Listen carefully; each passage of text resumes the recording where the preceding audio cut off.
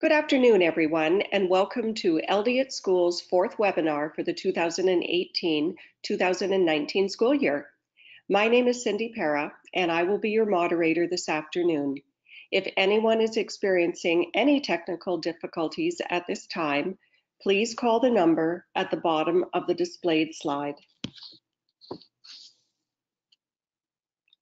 After the webinar, we will be sending out the presentation slides and a link to a survey to provide us with feedback on the webinar.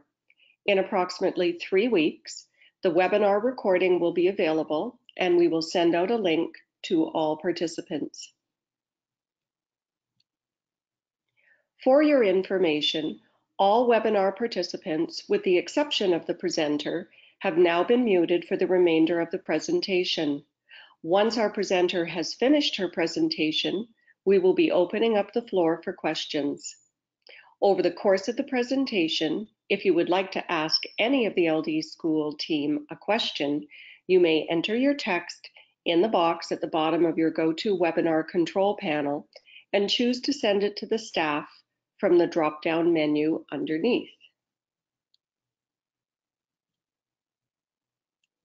The LD at School team is very pleased to welcome our guest speaker, Dr. Sue Ball, whose presentation this afternoon is entitled At the Heart of the Matter, Creating Classrooms and Schools that Support Wellbeing. The Ministry of Education has provided funding for the production of this webinar.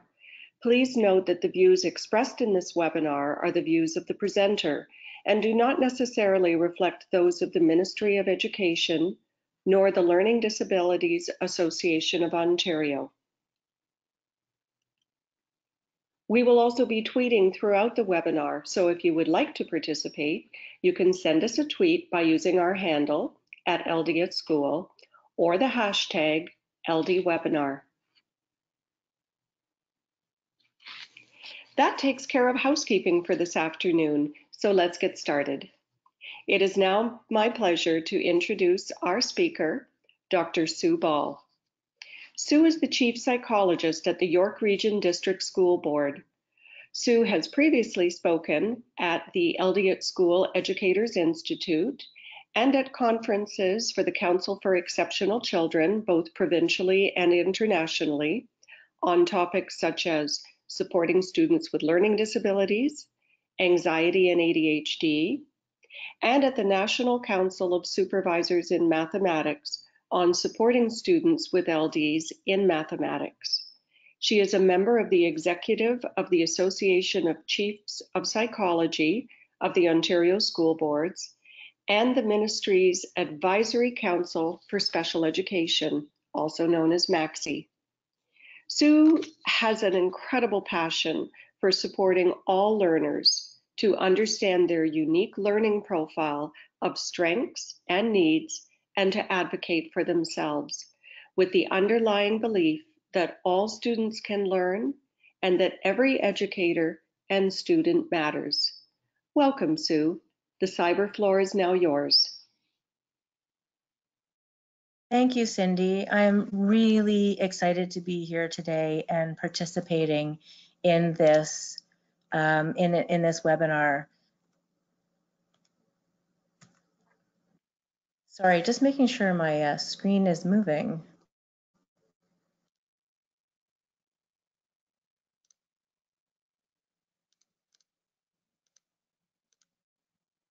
There we go. Oh my goodness, sorry about this.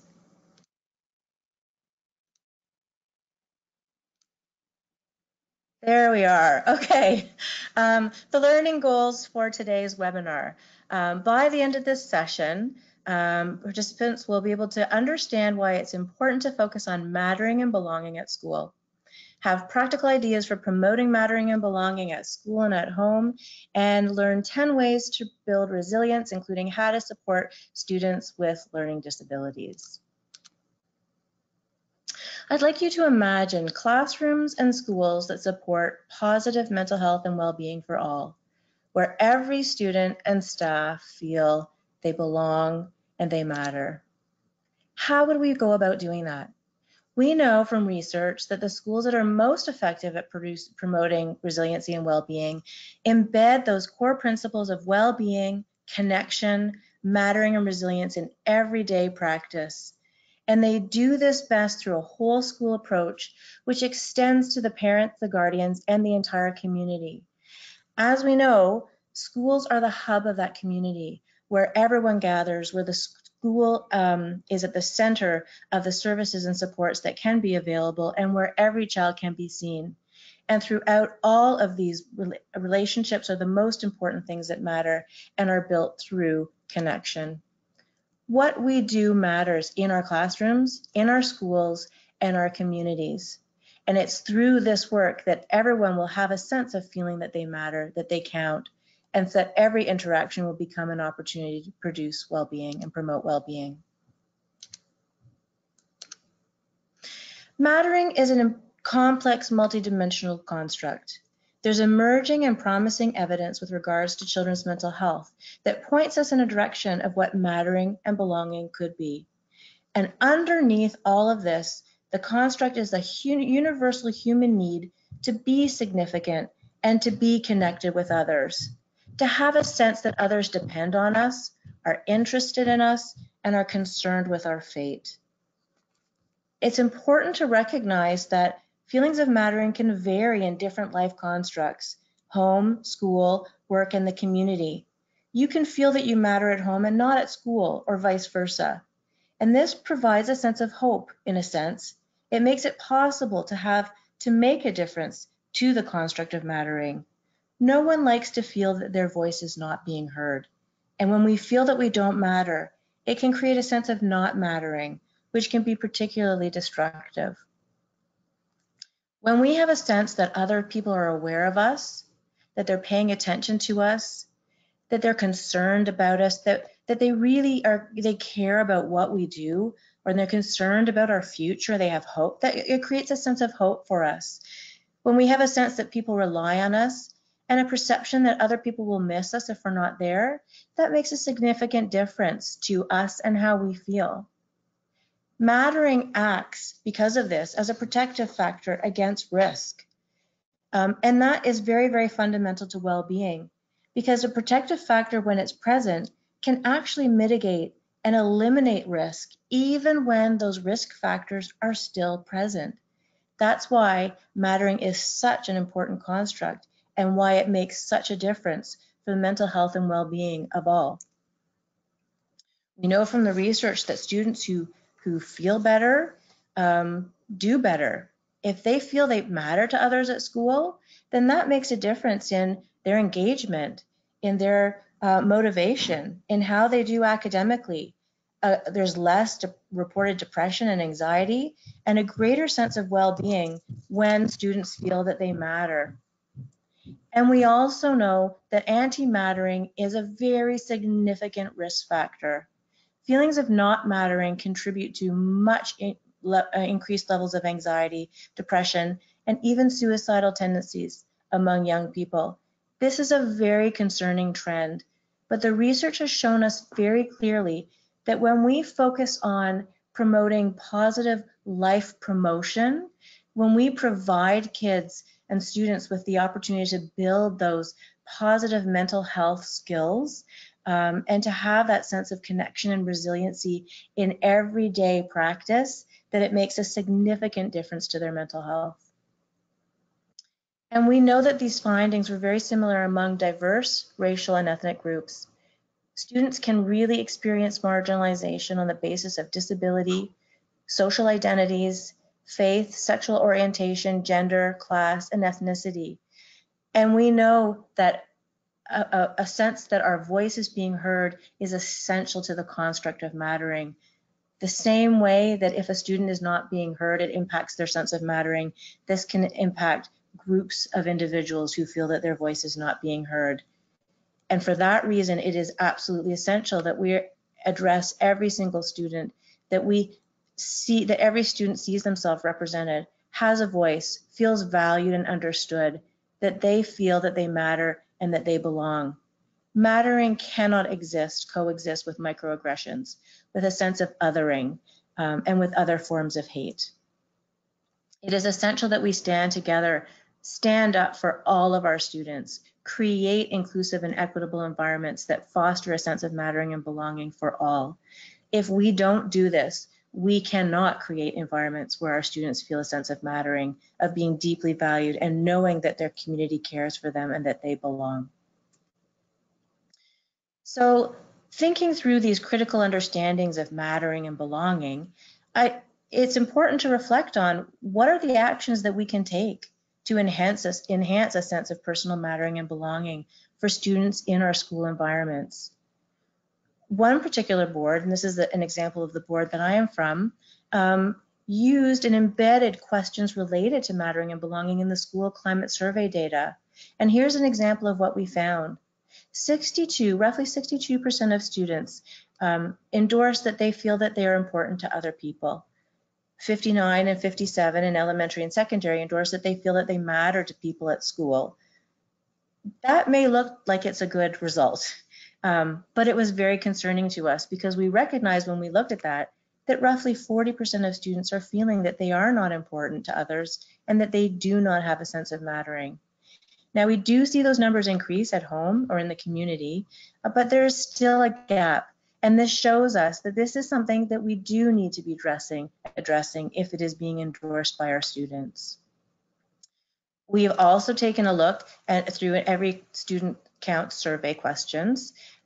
These are anonymous. They're confidential but not anonymous. So we'll be able to take a look afterwards at trends for students who are reporting that they feel that they matter or they don't matter or belong, whether they're treated with respect or whether they have at least one caring adult in the school who supports them.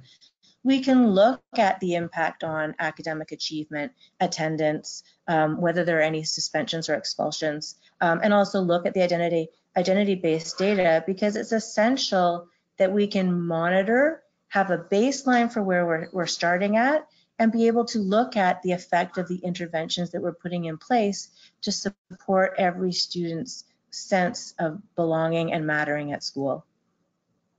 We've also written this into our director's annual plan with key actions that look at building safe, healthy, and inclusive learning and working environments where students and staff feel they matter and belong, and really focusing on building those positive relationships with staff and students to promote those feelings of mattering and belonging, and developing key ways of being able to monitor and address those key actions in the work that's being done throughout the board. We know that mattering and belonging is a foundational aspect of mentally healthy schools. That feeling of being important, valued, and seen positively by others. Mattering and belonging are conceptually and empirically related, but there are distinct elements that differentiate the two. And they're both very important and they are both related terms, but they're not quite the same. We do know that having both produces a joint sense of protection. Why do we focus on that? Mattering is significantly associated with less perceived stress and less likelihood of dropping out of school. Mattering buffers that stress and it promotes resilience. And opportunities to develop mattering are recognized as very central and important to positive youth development. Mattering is focused on an individual sense in the person themselves, whereas belonging is something that's related very much to the context. In that context, do you have a sense that you belong? Do you feel that you belong? But it's not something that is within the individual themselves, that they carry with them no matter where they go. Feelings of mattering exist when students feel that they are being seen and their voices are being heard. Student voice and choice is a very key element. Are we reaching out to students? Are we asking for their voice? Are we giving them opportunity to inform us in ways that help them feel that they are being represented, where they see themselves reflected in the curriculum, where they see themselves reflected in the conversations that are happening? We know that feelings of mattering can be developed and improved, and that's very important because it reflects an aspect of the self that can be changed. This is the true nature and importance of intervention. Mattering does not depend entirely on the reactions of other people. Regardless of what is happening in the environment and with other people, if you have a core sense that you matter, that you are important, that is something that you can carry with you. That is something that you can, through self-talk, you can reinforce. And it's something that where you develop a sense of self-efficacy and self-confidence and self-competence in your own skills and abilities to interact in your world, that you can carry that with you no matter where you go. Feelings of mattering can be self-determined because we engage in activities focused on the well-being of others or making a difference in others, that itself will generate personal feelings of mattering. If we're involved in helping others, research has shown if we're volunteering or helping others, it makes a significant difference in our own sense of personal mattering. So helping others helps us ourselves. And we know that mattering can be developed across relationships, situations, and environments. And it's a salient theme across life roles and contexts. So mattering, if we focus on mattering and we know that we can intervene and make a difference, it can have a very broad and pervasive influence across an individual's lifespan. The supports that we give our students now will make a difference for them throughout their lives. I'd like to talk just quickly about the story of the school. This school faced very major challenges, very complex student behavior issues, the worst attendance rate in the school board, very low test scores, the highest percentage of people living in low-income households with the highest unemployment rate, dealing with poverty, students who are racialized, with a lot of mental health issues and special education needs. And a new principle focused on the very essential concept of mattering and connection and resiliency, breaking assumptions, creating a culture of high expectations, without providing excuses why students were not able to succeed. One of the things that was a big focus on improving skills, self-regulation skills, stress management techniques, emotional literacy, letting students know that it's okay to be in a place that's hard, helping them learn ways to express themselves when they're having difficulty, calming rooms, focus on mental health. Students were given jobs. They were given the opportunity to be birthday greeters or cleanup crew or make announcements or kindergarten helpers. They attended leadership camps and completed volunteer work in the community. And at the end of the time period, there was significant results. There was a significant change in disciplinary actions for suspensions from 689 to 88. And the principle was really clear that the consequences also had clear expectations. It wasn't that just that they were accepted and connected with, they were accepted and connected with, and also with limits put in place so that they would know what was expected. EQAO scores showed signs of improvement. Overall attendance increased significantly. And at the end, speaking with the children, they indicated that they wanted to be at school now. They loved volunteering. They felt that they had opportunities. They felt that they could accomplish. Bottom line, the ultimate goal was accomplished, and that the students felt confident, optimistic, and empowered despite whatever challenges they faced. This is the heart of connection, mattering, and resiliency. Some tips for promoting the sense of mattering for teachers, based very much on what we've just talked about with the story of the school, is spending time getting to know our students in the hallways, in class, in ways that are not always goal-directed, having fun together, having that little connection point, knowing our students well, that we can just have that little talk together, listening and talking with our students, encouraging them, and really importantly, expressing belief in them that they can succeed, that they can be successful.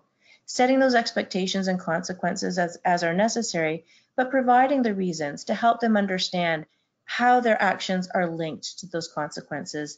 That's what helps them to internalize with that sense of wanting to achieve, wanting to be successful, and knowing what they need to do to get there. And directly expressing and showing that they matter and to keep doing that. These are really the same tips that are important for promoting that sense of mattering for parents as well. Working with a lot of students, and particularly with teenagers, the one thing that they say to me is that they don't often get the opportunity to spend time with their parents. And as much as it's important, developmentally appropriate to be independent and to learn to be your own self as an individuate, as an adolescent, as a teenager, they also want to know that they matter. They also still need that connection with their parents or guardians, someone to talk to, someone to listen to them, and not always being on the cell phone. Encouraging them, expressing that belief is just so important through everything that we've done in all of the research that we've seen. Again, the same thing, saying no and setting limits when needed, and providing the reasons, and directly expressing and showing that they matter, and keep doing this even when they get older, even when they're teenagers, even when it seems like it doesn't matter, even when it seems like they don't care and they don't want to hear those messages. They actually do deep down, because that's what they say to us. Limiting the sense of not mattering for teachers. It's really important to not criticize, especially if there are fixed attributes that aren't changeable. Kids are so sensitive to tone of voice. And it's always really important to be modeling that appropriate tone of voice and interactions with all, staff included. It's really important that consequences not be arbitrary, and that there aren't social comparisons, because every student wants to feel, every person wants to feel that they're an individual and that they have a unique value and that they're seen and heard, and not hovering, because that contributes to a sense of not mattering by not allowing them to make mistakes once in a while. If they don't have a sense to build their own determination and independence, then they're not going to have a sense to develop that resiliency. You may have seen this meme before, but when we do the work for our kids, they're just learning that we can do it better than them. And I'm sure you may have heard of the story of the snowplow parents who go and just plow all the difficulties away from the path of their kids. And what we're seeing, and it's out of the very best of intentions, but what we are seeing is for our kids, you know, when they're having an ice cream and the ice cream drops on the ground and they say that's the worst day ever, that actually may be the worst day for them, because something happened that wasn't prevented, and it was an experience that they faced the negative consequence of. Now we're even hearing stories of helicopter parents and curling parents who are frantically moving in front of the child and clearing the path and smoothing the path and making the best trajectory for them possible. And what research is showing us is just how important it is, and it has to be within a balanced environment, but how children are learned to experience failure, experience that they can learn from a mistake, they can learn from a setback, and it's the way we approach those mistakes with a growth mindset and recognizing that, you know, I made a mistake this time, but that means I'll learn for next time, or I'll use a different strategy that'll help me do better the next time. Those are the learning skills that help our kids develop a sense of resilience, because they have had that experience and they've learned to overcome it. In our board, we had the opportunity to focus on a resiliency project. The focus of it was to increase resilience and well-being with all of our students, but there was a particular focus on students with learning disabilities and mild intellectual disabilities. And the purpose for doing this was to narrow the gap, because we saw a significant difference between our students who have learning disabilities and mild intellectual disabilities and the general population, there was a greater number of suspensions and expulsions, and there were greater amounts of anxiety. And we wanted to be able to really go in and provide an intervention that would make a difference, build the capacity of our students, our educators, our parents, and our community partners in understanding what are the factors that contribute to resiliency, and how can we all be working together to focus on empowering and bolstering those factors within our community. So our vision was to improve resiliency, a sense of mattering and belonging for all members of the school community, and promote resilience in every child, but with a particular focus on students with learning disabilities, using a whole school approach.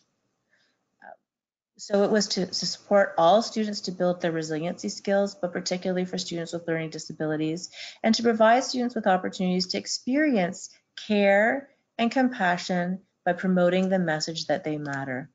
And the same message for students, that they would recognize that we cared about our staff as well, about their well-being and their self-care. And that was a significant part of this project, in addition to reaching out to parents and guardians with opportunities to support their resiliency as well as the resiliency of their children, and to give them the same tools and resources and common messages that we were focusing on in school. Parents and guardians would have those same messages. So there was wraparound support, and the messaging would be consistent. The same for our community members who engaged in the project, with the opportunities to engage in and benefit from the resources, the training, and the support, and to have a multi-sectoral approach to change school cultures and to improve our students' futures. How do we build resilient school communities? We know how important they are. How do we actually go about doing that? Creating a community of mattering, belonging, and connectedness that values relationship is an essential underlying goal. Developing students' social emotional skills. It was really important that we came at this from a strength-based perspective. And if a student had difficulty in certain areas and needed to address their skills, we wanted to be able to give them opportunity to learn and bolster those skills so we could level the playing field. Providing students with opportunities and skills to foster growth mindset, adaptability, a sense of mattering, and that's a very important sense of self-efficacy, and to help students become better at managing the demands of school and life, because stress management is something that will be a skill that they will have for life. So the 5 themes of this project came from the research, came from the literature, came from surveys, came from what our students told us that they wanted, and came from what our parents and guardians, community members, and our staff told us that they felt were very essential components of resiliency to be addressed. Overarching everything that was done was a focus on building those skills rather than just addressing deficits.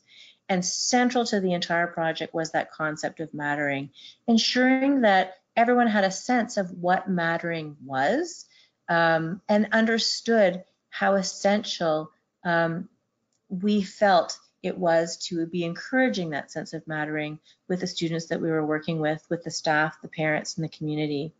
Growth mindset, understanding that if we don't have the skills at this point in time, we recognize that they are something that we can grow, we can learn through the use of strategy, through practice, through the way that we talk and think and speak to ourselves, will make a significant difference in our ability to grow those skills, whether it be in academics, whether it be in our ability to manage day-to-day, build our stress management skills, whatever the skills were, with that essential recognition that this change was possible and it was something that we could participate in, and intervention would make a difference.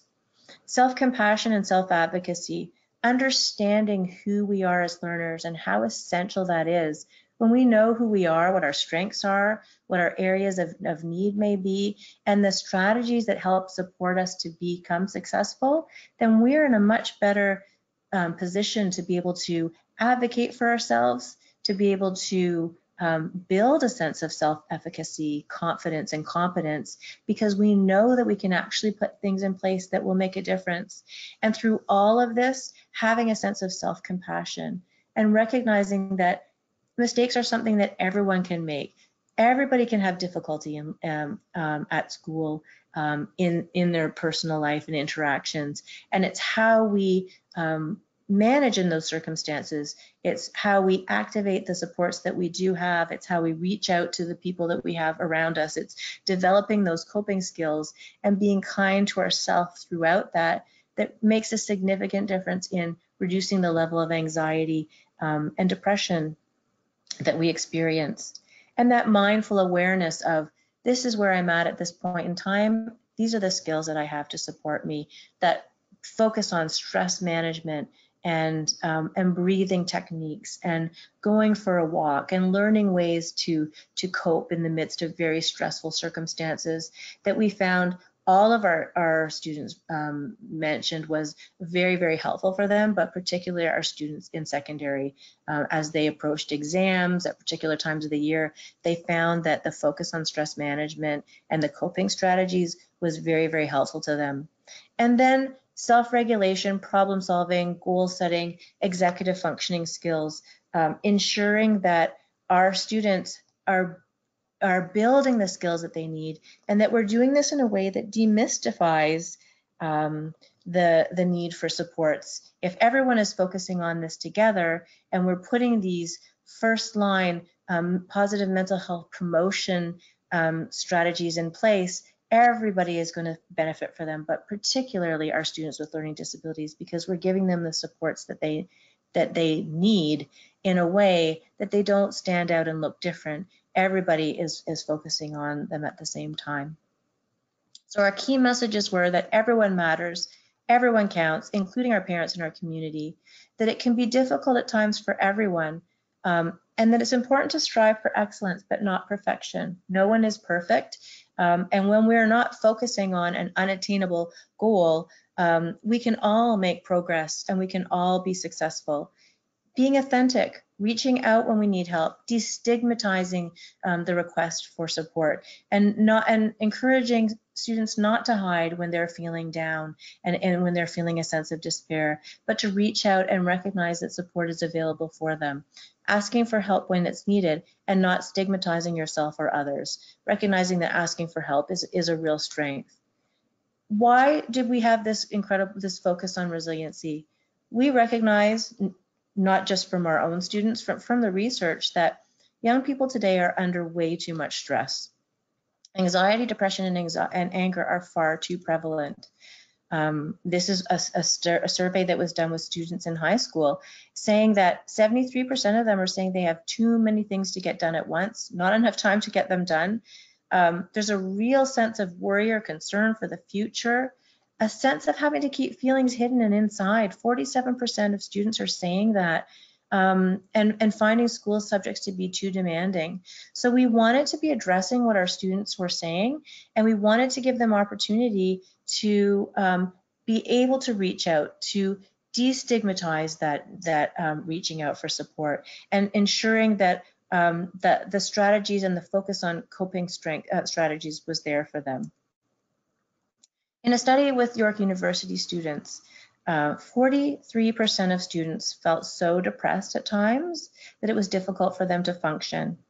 46% of men, 59% of women had an overwhelming sense of anxiety. 45% of men and 52% of women had an overwhelming sense of anger. So this is telling us that being stressed, anxious, and angry is something that's normative. When we look back to that school climate survey data that I mentioned earlier, it lines up with our students saying that they feel that 40% of them saying they don't feel that they matter at school, and that they're not feeling that they are important to others.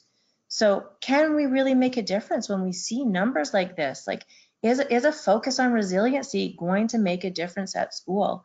And we know from the research that students, their schools and families and communities can develop resilience. The definition that we use for resilience was very, very relevant, particularly when adversity is experienced.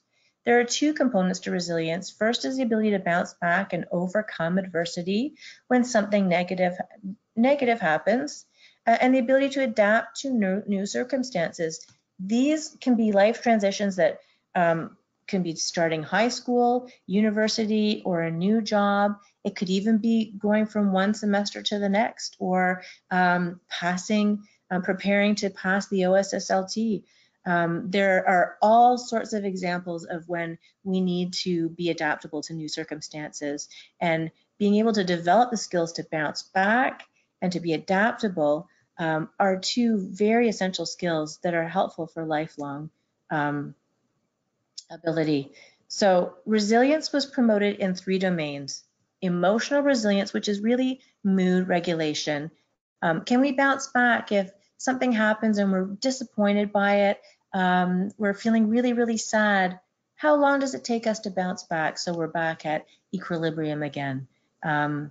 Academic resilience, coping with failures and mistakes.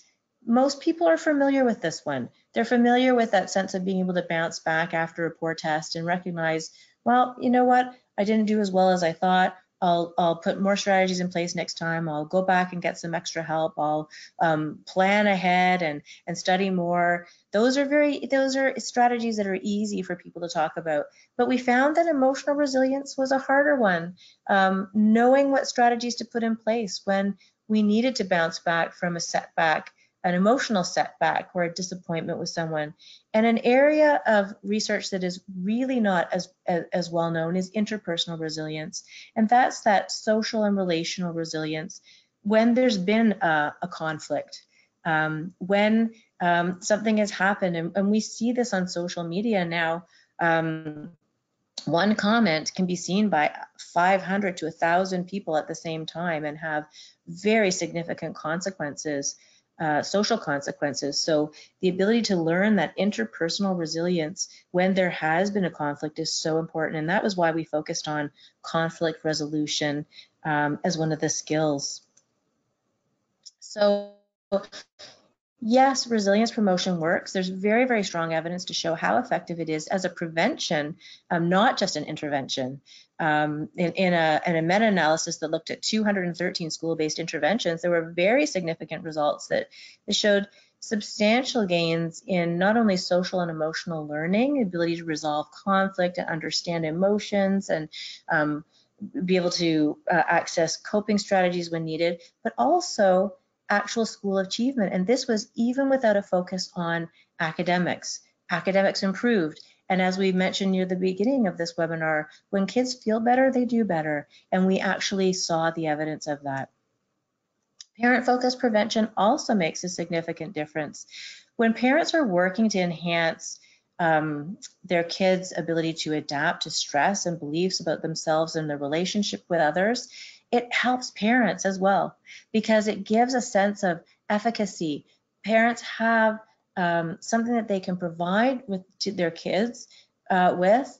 Kids do better, they feel better, and in effect, it also focuses on the relationship between parents and their children. So it's a win-win all around. So the 5 themes we focused on, as I've mentioned, were the growth mindset, adopting the growth mindset through everything in the project, having hope, and really emphasizing that possible and the strengths. The sense that bad things can happen, but we can learn from them and we can do better through that.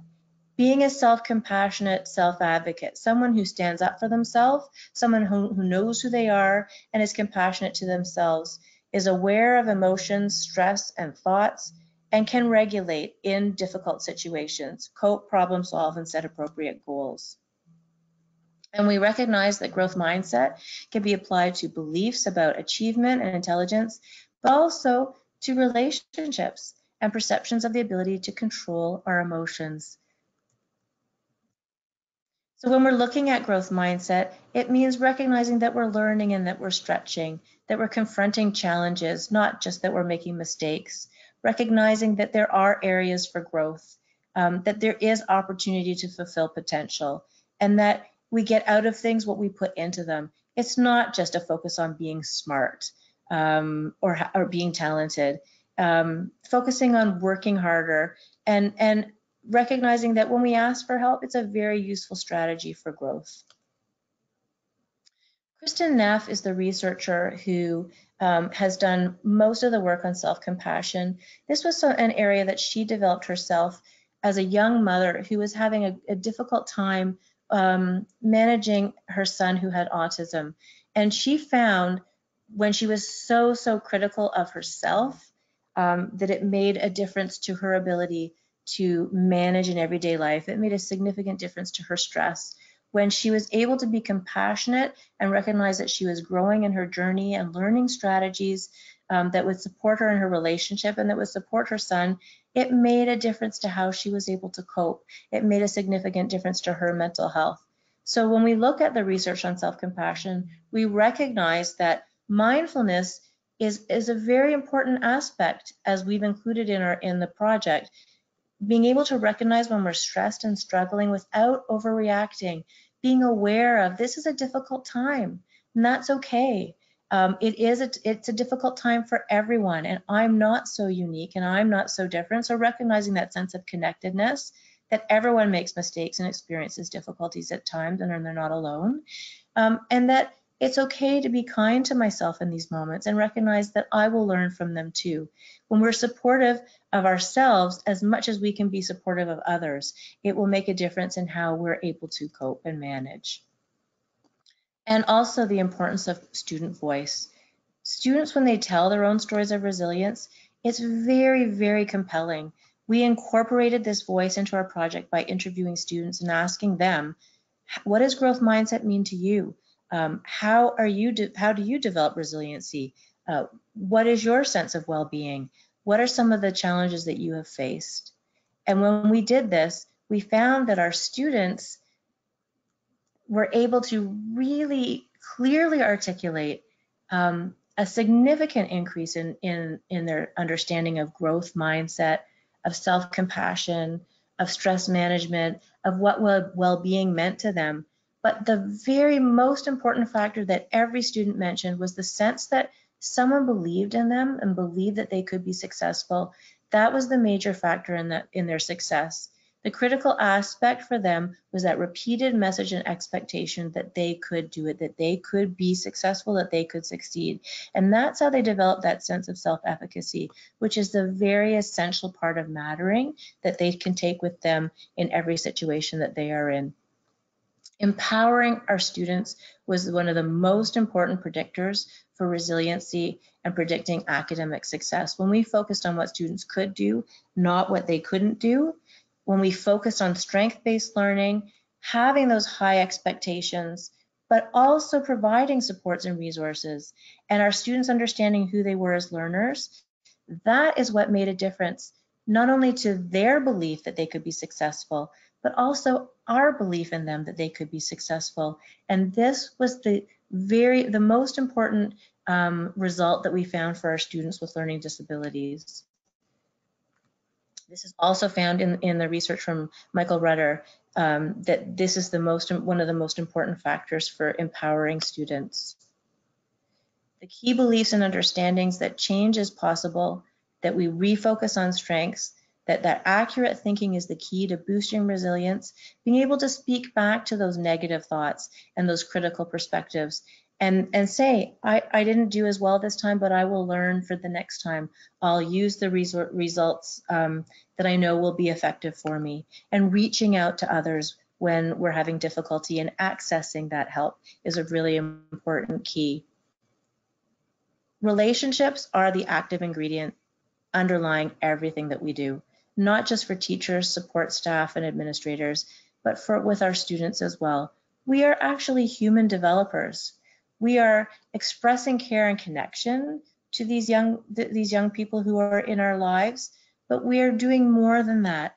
To develop that sense of resiliency, we also need to be challenging growth, providing support, sharing our power, sharing the opportunity for them to provide their voice and contribute, and expanding possibilities. And we know that the way to boost resilience, the best way to do this is to focus on it through every interaction every day. When our students have a sense of who they are, they have a sense of self, they know that they matter, they have a way of providing a meaningful contribution, their high expectations are in place with the support that's needed, that sense of connection is there, that care and the focus on developing the skills, we will boost resilience.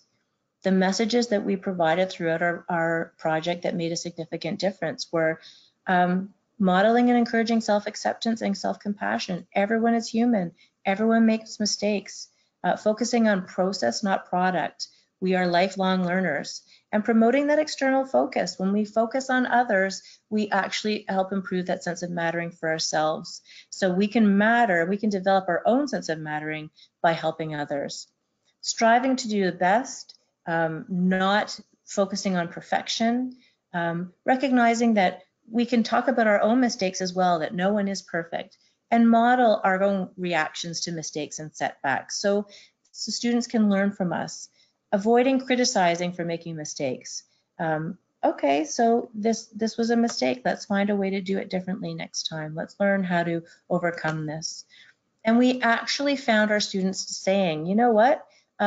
Instead of saying this is too hard, they actually started saying, well, this is going to take time. It's going to be, take more effort, but I'm going to get there. I'm going to train my brain in math. Mistakes are helping me. I'm going to figure out how to do this and move forward. And I'm on the right track. We actually heard students saying these messages to themselves. And that's the essential part of mattering within the individual. The ability to change the key core messages will change that sense of mattering and impact that sense of self-efficacy. And learning step by step, goal-directed persistence, executive functioning skills. What step have you reached today? You'll be able to make it. You'll be able to get there. So 10 ways to build resilience is having that empathetic stance, having that care and connection and focus on mattering. That's what builds resilience. Listening actively, helping to change those negative scripts that we've talked about, and helping our kids feel that they are special and that they are appreciated and that they're accepted for who they are. There doesn't have to be a standard. They can be accepted. I mean, the standard is important, but they don't have to be perfect to be accepted. We accept them and value them.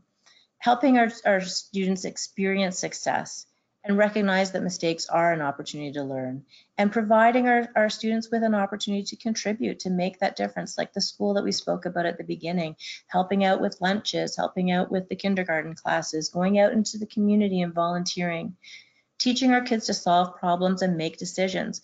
They can be more resilient when they have the skills to be able to manage the difficulties, the adversity, the setbacks that they may experience. And that's what will help promote self-discipline and self-esteem. It's very essential that we're supporting resilience in our students with learning disabilities. Even more so, it's essential that they develop an understanding of the nature of their learning profile, to really nurture their strengths and recognize the strengths that they have, and support and promote interest in non-academic as well as academic areas. If school is hard, let's help them develop an island of competence. Let's help them have that sense of self-confidence in situations that they can be successful in, that they can do well in, that they really, really enjoy as well. Offer a shift of perspective on school achievement. Give them the opportunity to be successful at wherever they can be successful, but to recognize that it's not only about school success, that they are an individual who has a life beyond school as well as the school environment. And that's why the focus on community is so important. Providing opportunities to cultivate those relationships with others who can give that sense of hope and inspiration. We've all heard of the research of the importance of the caring adult. It's important that there are people in our kids' lives who they can interact with and learn from. And when learning takes place, it's so important that we're providing specific examples of what worked, so our kids are aware that it was their actions that made that learning successful, not just a lucky day or a chance event or a great job. What was it specifically that made a difference? What were the learning strategies that helped them to be successful in that circumstance? And paying attention to what those personal learning strategies were, individualized learning strategies that students can develop on their own, If they are successful, then helping them to come up with a strategy that works for them and reinforcing that. Teaching the social awareness and social skills for the children who need them, and helping our kids set and achieve attainable goals. That's what gives them hope. That's what helps them plan for the future. But helping them to be successful and to set those goals that they can be successful in is very, very important. So in creating safe and welcoming places to learn, the key elements are having those high academic and personal expectations, that engaging academic work, the instruction that's differentiated to meet the varied needs, and most particularly for students with learning disabilities, that individualized caring support, and flexibility and accommodations, recognizing their progress, recognition for their progress, and clear and consistent expectations. What can schools do to promote resiliency? The most effective schools at promoting resiliency and well-being embed all of these core principles that I've spoken about in everyday practice, where every interaction becomes an opportunity to promote resilience. Everyday Mental Health Project is a resource that has been developed as a provincial initiative to enhance mental health and well-being of elementary school students through very simple everyday practices that educators can easily embed into their daily classroom life. This is an opportunity to take the learning, very much the learning that we have done through this resiliency project that we've worked on with our students. This is an opportunity to take very, very similar focus and skills to support students, very, very similar to a DPA, an everyday mental health activity that helps build a sense of resilience and well-being. At FO and School Mental Health Ontario have partners to create this resource that can be used to promote mental health in everyday practice. It's low cost, it's evidence informed, and it's implemented in a very, very friendly way to support student mental health. Underlying this resource are all of the social emotional categories that I've spoken about: identifying and managing emotions, relationship skills, growth mindset, optimism, hope, stress management, coping skills, self-confidence, self-advocacy, mattering, and building those essential executive functioning skills. Here's just a quick practice card example that gives you the purpose of the activity, who it's relevant for, the time that's required. It's like a recipe card, very, very, very easy to follow, instructions, and ways that you can use and adapt this to strategies in the setting that you're working in. Now, so I'd really encourage you to take a moment to check it out and take a look at the resources that are available. So to summarize and to end, what do we know from the research that people need? That universal need to feel significant, to feel important, to feel that they matter is a sense of competence, that we can be successful, that we can contribute, autonomy, that we can make choices that work for us and others. That's what helps us develop responsibility. That's what helps us develop the key skills for being resilient, a sense of connection, and that sense of mattering.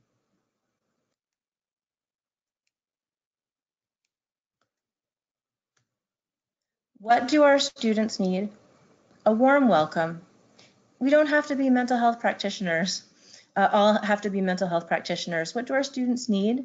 They need a warm welcome, a smile, a chance to learn, a safe place to risk, a connection to a caring adult, someone who notices when something's wrong and reaches out when they notice, who listens, who tries to find help, someone who believes in them and instills hope. And we know that our students with a sense of well-being feel nourished, well, active, safe, included, valued, and supported at home, school, and in the community. We know that they're able to participate in productive activities. They can be more successful academically. They can form and sustain healthy relationships. They can cope with adversity. They can be resilient, and that adults care about their well-being. This is when students are flourishing.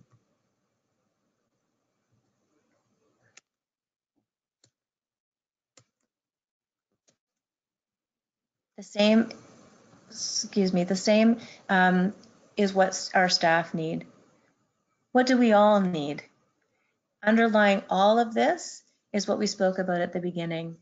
We all have a universal need to feel that we matter, that people care, that people notice when we're not there, and that people will reach out to us. We all have the same sense of needs that our students have. And staff with a sense of well-being feel exactly the same way that students do. This focus on resiliency will support everyone.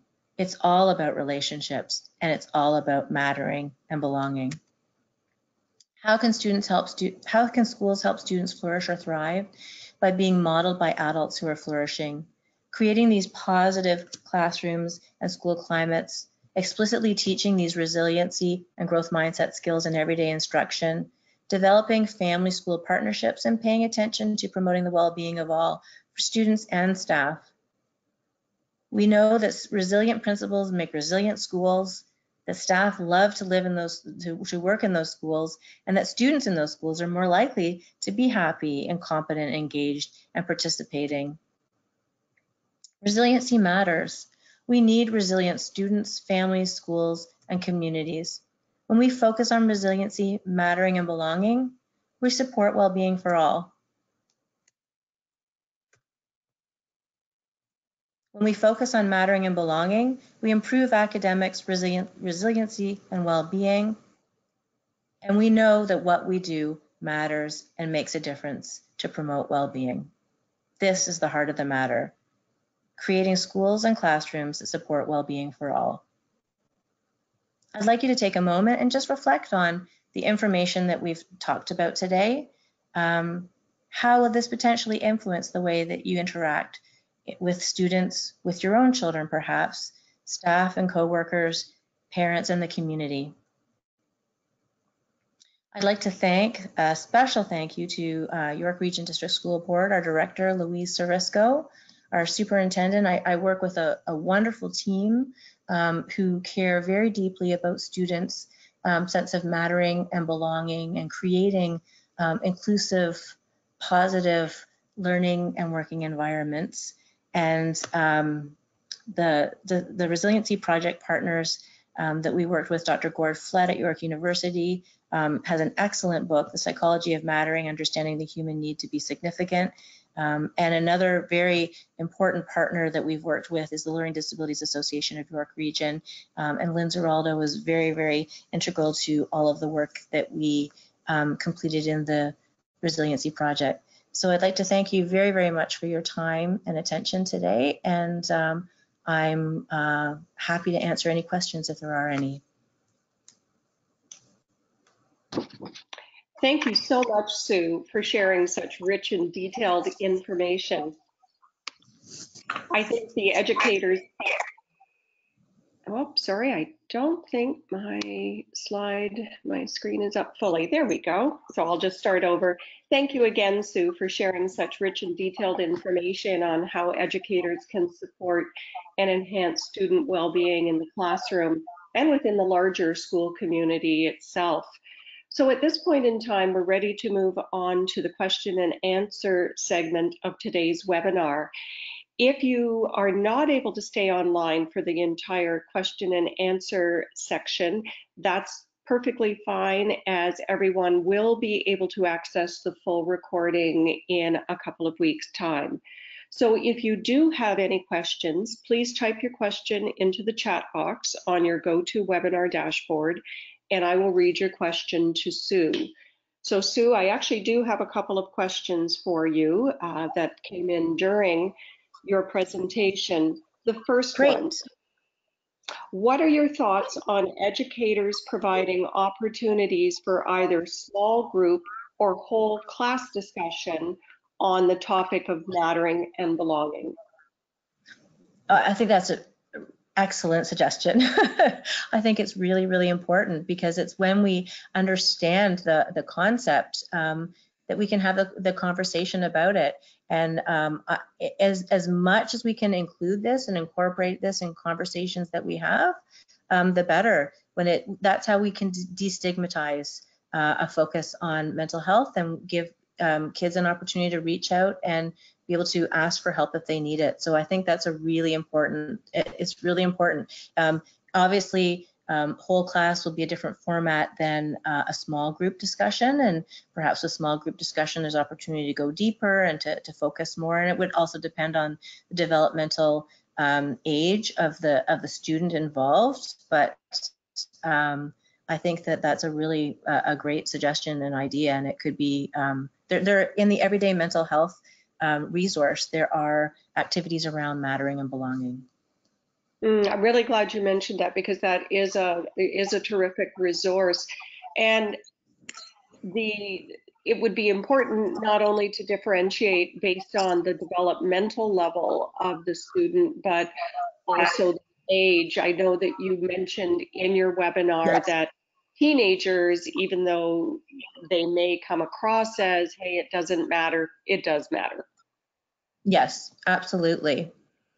Yeah, absolutely. So there's opportunity to have many different conversations, but everyone has that universal need to contribute, and there's so many components of mattering that can be addressed and discussed and applied to lessons, applied to literature, applied to short stories.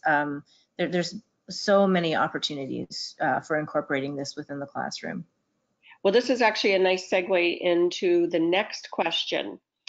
Sue, your comment, your message of mattering and belonging is very powerful. I think this is important for the entire school community, including educators and parents. How could mattering and belonging become a focus for the entire school? I agree with you 100%. That was the purpose of our Resiliency Project, was ensuring that we were all having the same conversations and had the same access to resources and understanding of the importance of mattering and belonging. It's just something that we have focused on at our school board. As I mentioned, it's part of the director's annual plan. So anything that we are doing, any initiative throughout the entire school board is focused on mattering and belonging, whether it's curriculum or student services or plant or HR. This is a focus for us. So in the Resiliency Project itself, we focused intentionally on addressing our parents and guardians and community members and having them part of the work and the learning that we did. So it's possible to incorporate it throughout. It is something that would need to be addressed from a systemic perspective, from the top down, to ensure that the information is being shared with everyone. But it is absolutely possible, and we saw incredible results when we did focus that way. And as I mentioned in the story of that school, the results that they found, you could see what a significant difference it made for the entire school body, for staff, for students and parents and community as well. Wonderful. Thank you, Sue. Next question. There's a lot of discussion about resiliency. Why is it so important to focus on developing resiliency for students with LDs? Oh, well, resiliency is a key skill for everyone, not just for students with learning disabilities. The ability to overcome adversity, the ability to manage setbacks, the ability to be adaptable to difficult situations or even new situations that one is faced with. It's a key skill for everyone. But when we think of a student with a learning disability for whom it may be just that much more difficult to show the strengths that they have, to need to be able to advocate for yourself and access the accommodations or the resources or the strategies that will help them to be successful. It's a really essential skill. I have some really exciting news, and that's that for our students in the project, we actually found that our students who had learning disabilities were more resilient in a way, because they focused and knew who they were as learners. By the end of the project, they knew we had developed advocacy cards for them, and they knew these are my strengths, this is who I am, these are my strengths, these are the things that I have difficulty with, but these are the strategies that helped me to be successful. And the strategies were applied specifically to their unique individual profile, and they were able to carry that advocacy card with them wherever they went. Their teacher had a copy of it, so their teacher was aware of it, and in essence, the student-friendly version of an IEP, but it allowed us to be able to support them in knowing who they were, advocating for themselves, and we found that that made a significant difference in their ability to approach situations they weren't sure about how to proceed. One of the big focuses we had was a transition project from grade 8 to grade 9. So we had our students in grade 8 go to the high school in their grade 8 year and introduce themselves with their advocacy card to their new secondary team. That made a significant difference for our students in terms of their reported sense of confidence going into grade 9, less amount of stress, and a greater sense of their ability to transition successfully. So we saw it work from the work that we did. Our students had a sense of who they were, how they could advocate for themselves, and because we focused very much on strengths and on building skills, we also supported them in developing the executive functioning skills that were very important for them to be able to develop to be successful. Because often what makes it hard to be resilient is if you don't have those skills to be adaptable, to develop goals, to resolve conflict, to regulate stress, to manage your stress. If you're able to develop the skills to support you in that situation, then you can be adaptable, you can learn, and you can access supports as you need them. That's really interesting, Sue, how your students in your school system with learning disabilities have really benefited from knowing themselves as learners, and really interesting to hear about how successful the grade 8 to grade 9 transition process has been. I do just want to mention for the webinar participants today that we have information on the LD at School website on use of the self-advocacy cards. And at this point in time, that is all of the time that we have for today. So we're going to end our question and answer session. If you do have any further questions, please either email us at info@ldatschool.ca or use our hashtag on Twitter, LDWebinar, and we will ensure that your questions get answered. Please also mark your calendar and plan to join us at LD at School's 6th Annual Educators Institute, which will be held next month on August 20th and 21st in Mississauga. Registration is open, and information on the program, registration, and hotel accommodation is available on the LD at School website. And on behalf of the LD at School team, I would once again like to thank Sue for her presentation, and thank you to all of our participants for joining us. Please remember that we will be sending out presentation slides and a short survey following today's webinar. The feedback we receive through this survey provides us with important information for producing future webinars. And as a final reminder, we will be sending out a link to this recorded webinar in approximately 3 weeks. Thank you again for participating, and enjoy the rest of your day.